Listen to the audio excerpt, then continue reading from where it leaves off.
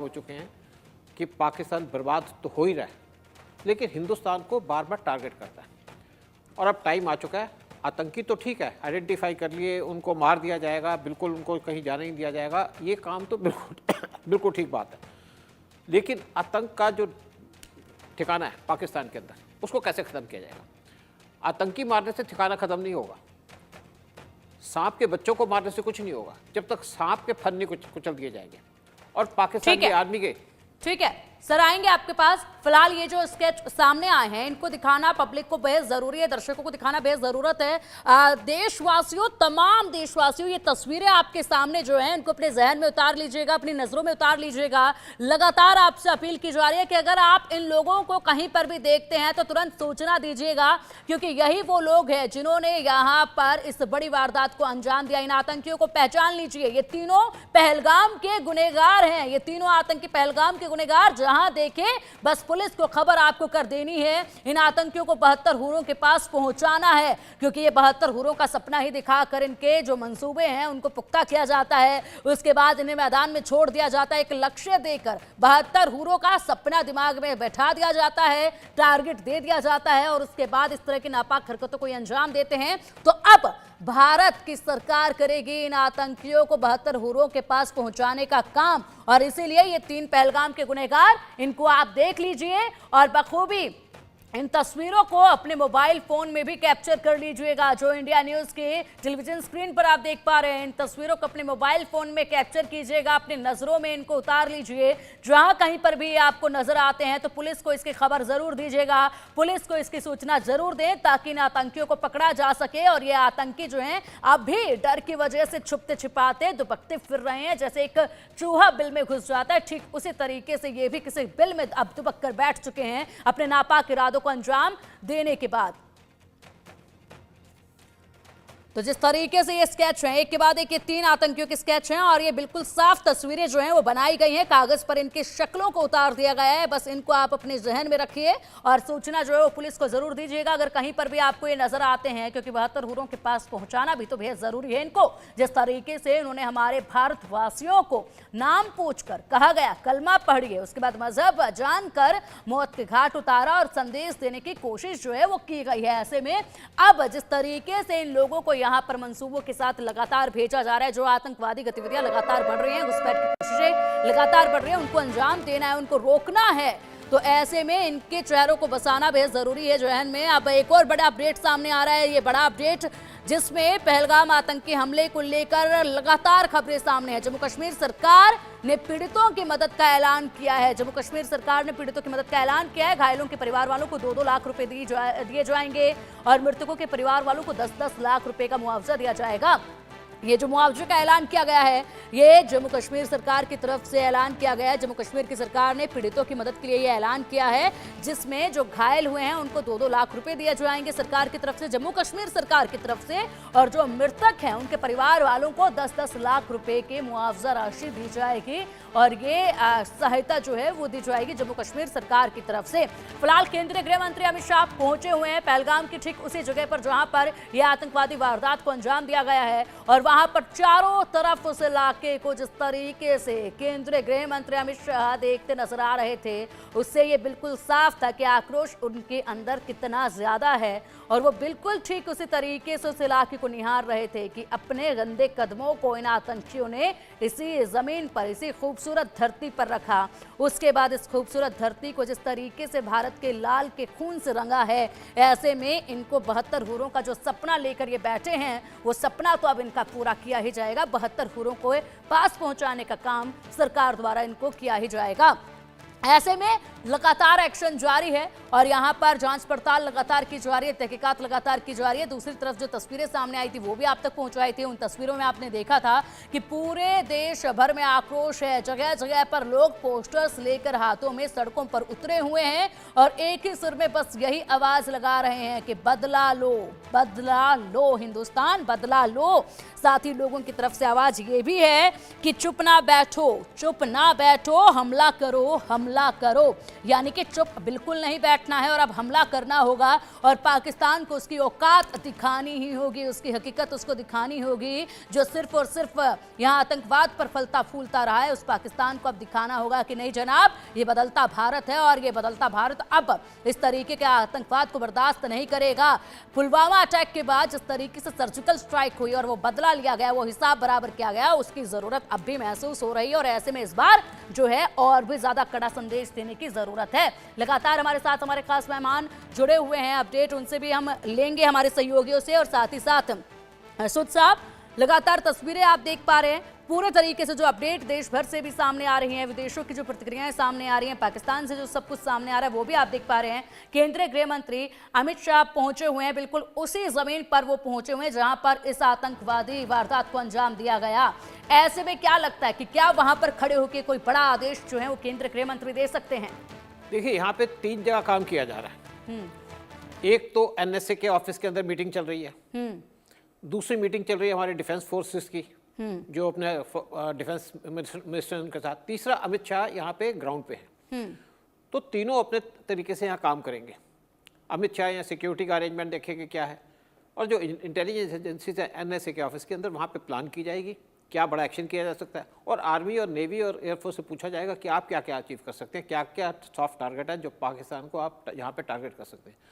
तो ये जो तीनों तैयारियां चल रही हैं, और PM Modi specially Saudi Arabia से वापस आ गए हैं, मतलब उसका पूरा का पूरा वो ध्यान रखेंगे, इसके ऊपर पूरी डायरेक्शन देंगे और इसके ऊपर इंतज़ार नहीं कर रहे। पिछली बार जो एक नॉर्थ ईस्ट के अंदर अटैक हुआ था वो हुआ था 2015 में, जब पीएम मोदी बांग्लादेश चले गए थे। उस टाइम पे एनएसए वापस आ गए एडवाइस करने के लिए, लेकिन पीएम मोदी ने अपने विजिट को पूरा किया। लेकिन इस बार पीएम मोदी खुद आ गए तो इसका मतलब है कि यहाँ पे बहुत बड़ा एक्शन होने वाला है इस टाइम। बहुत बड़ी इंडिकेशन है। जब पुलवामा अटैक हुआ था, जब उरी अटैक हुआ था, तब भी पीएम मोदी ने इनको वार्न किया था और एक सर्जिकल स्ट्राइक कर दी।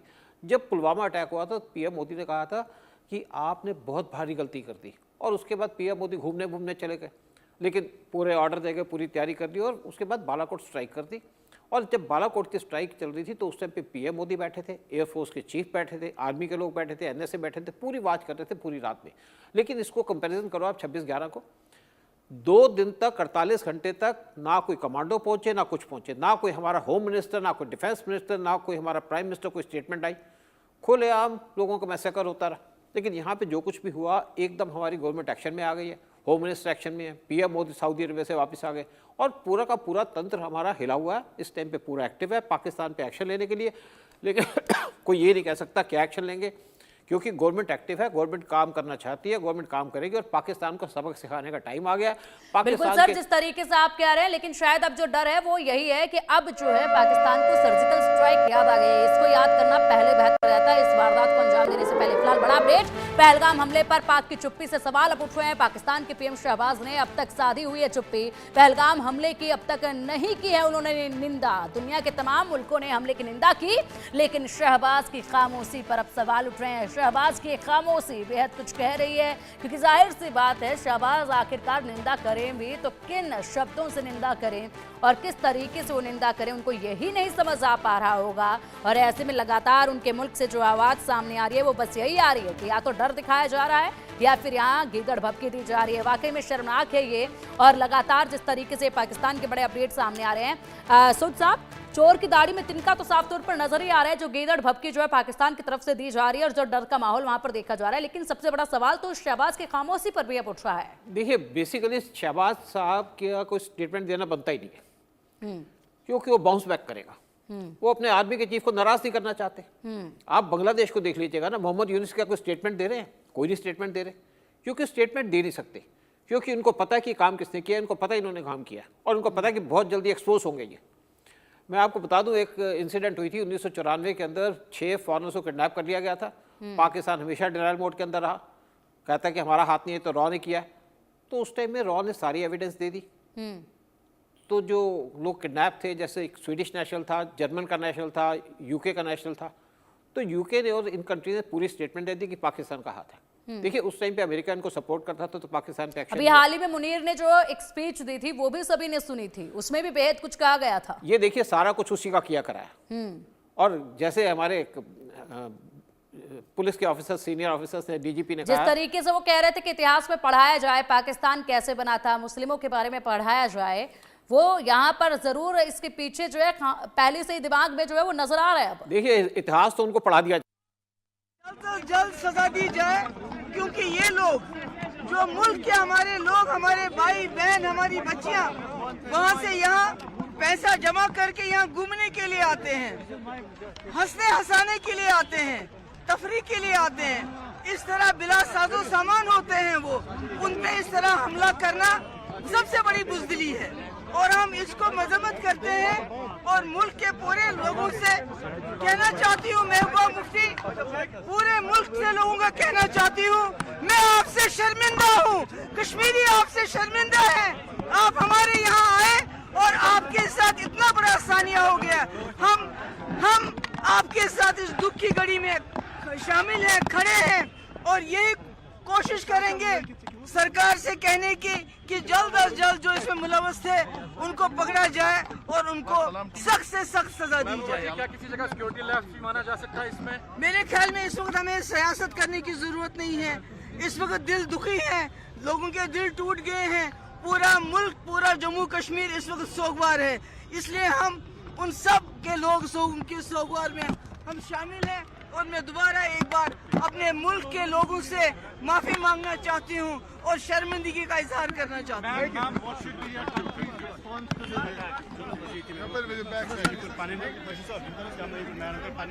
तो महबूबा मुफ्ती को आप लोग सुन पा रहे थे। महबूबा मुफ्ती ने जिस तरीके से यहाँ पर बताया है, उनकी जो आवाज थी वो आवाज में कपन जो है वो साफ तौर पर महसूस की जा रही थी और जिस तरीके से उनका दिल रो रहा था, दिल दुखी था। ऐसे में उन्होंने कहा है कि हम लोग शर्मिंदा हैं और कश्मीरी शर्मिंदा हैं कि ये लोग हमारे यहाँ पर आए थे और उसके बाद इस तरीके से उनके ऊपर हमला हुआ, इसके लिए शर्मिंदा हैं, ये कहा गया है।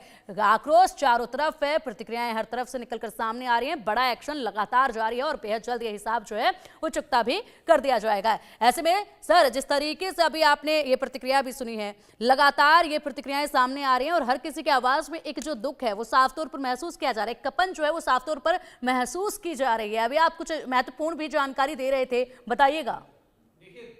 जो मुफ्ती ने कहा बिल्कुल एक्चुअली, क्योंकि ये इस टाइम पे कश्मीर के सेंटिमेंट्स हैं, कश्मीर के लोग खुश थे, प्रोग्रेस हो रही थी। लेकिन मैं आपको यहाँ पे एक बात कहना चाहूँगा कि जब भी इंडिया के अंदर कोई बड़ी इंसिडेंट होती है, जब भी इंडिया के अंदर कोई बड़ी इंसिडेंट होती है तो उस टाइम पे राहुल गांधी फॉरेन में होते हैं। जब फॉरेन जाते हैं उस टाइम पे इंडिया के अंदर बड़ी इंसिडेंट हो जाती है। मैं इंटेलिजेंस के एंगल से कह रहा हूँ कि क्या बात है, कैसे हो सकता है ये? आज की बात नहीं कर रहा, आप देख लीजिए, कोई भी इंसिडेंट देख लीजिए, जब राहुल गांधी फॉरेन में बैठे होते हैं तो उस टाइम पे बड़ी इंसिडेंट होती है इंडिया के अंदर। सर, बड़ा बयान आप दे रहे हैं, बड़ा बयान आप दे रहे हैं, आप कह रहे हैं कि राहुल गांधी जब फॉरेन कंट्री में जाके कुछ कहते हैं तभी ऐसा कुछ होता है। बड़ा बयान दे रहे हैं यहाँ पर और इस पर हम चर्चा जो है लगातार जारी रखेंगे। लेकिन फिलहाल एक छोटे से ब्रेक के लिए रुकेंगे, बहुत जल्द हाजिर होंगे, लगातार तमाम बड़े अपडेट आप तक पहुंचा रहे हैं। बने रहिएगा इंडिया न्यूज के साथ।